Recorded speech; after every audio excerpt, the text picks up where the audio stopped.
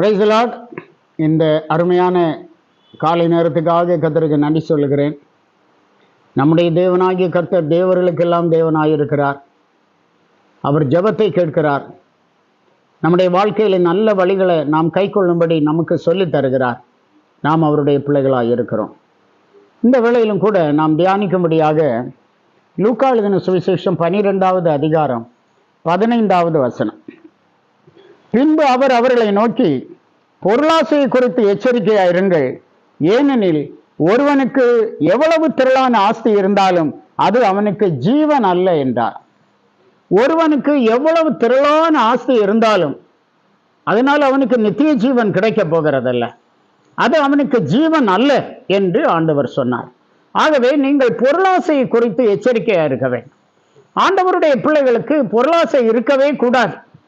அது ரொம்ப ஆபத்தானது. அது தேவன் விரும்பாதது. அது வேதத்திலே நமக்கு இடம் இல்லை, இடம் தராதது. ஆகவே பொருளாசையை வெறுத்து தள்ளுகிறவர்களாக இருக்க வேண்டும். நீதிமொழிகள் 1 அதிகாரம் 19வது வசனத்தில் வாசிக்கிறோம், பொருளாசை உள்ள எல்லாருடைய வழியும் இதுவே, இது தன்னை உடையவர்களின் உயிரை வாங்கும். பொருளாசை தன்னை உடையவர்களுடைய உயிரை வாங்கும் என்று பார்க்கிறோம். ஆகவே பொருளாசை கர்த்தருடைய பிள்ளைகளுக்கு இருக்கவே கூடாது. நாம் தேவன் மேல் நம்பிக்கையாயிருக்கும் போது அவர் எல்லாவற்றையும் பார்த்து கொள்ளுகிற தேவனாயிருக்கிறார். இன்னும் நீதிமொழிகள் 15ஆம் அதிகாரம் 27வது வசனம் சொல்லுகிறது, பொருளாசைக்காரன் தன் வீட்டை கலைக்கிறான், பரிதானங்களை வெறுக்கிறவனோ பிழைப்பான். பொருளாசைக்காரன் தன் வீட்டை கலைத்து விடுகிறான். அநேக குடும்பங்களில் பிரச்சனை எதற்காக? பணத்துக்காக.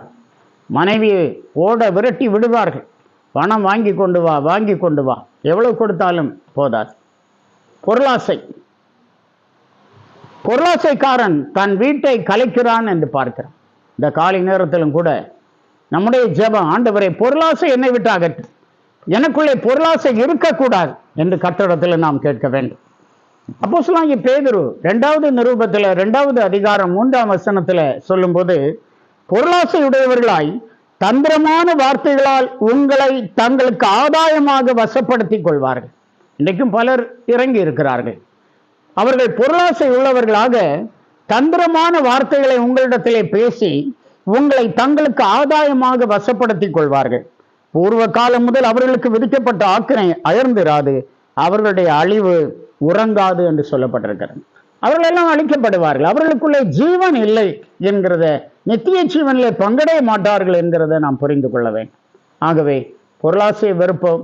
தேவன் நமக்கு தந்த குடும்பங்களை தேவ கிருபையினாலே கட்டி காப்போம். கர்த்தர் நம்மோடு இருப்பாராக. ஜெபிப்போம்.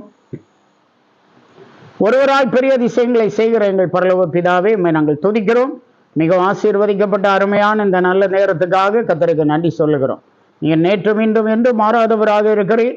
உடைய இரக்கங்கள் மிகவும் பெரியவைகளாக இருக்கிறது. நீர் நல்லவரும் நன்மை செய்கிறவருமாக இருக்கிறீர். இந்த அருமையான நேரத்தில் உம்முடைய பிரசன்னம் உம்முடைய ஆட்கொள்ளட்டும். பேர் பேராய் உம்முடைய பிள்ளைகளை ஆசீர்வதியும். எல்லா நன்மையாலும் நிரப்பும். பொருளாசை எங்களுக்கு வேண்டாம் ஆண்டவரே, நீர் மாத்திரம் எங்களுக்கு போதும் ஆண்டவரே.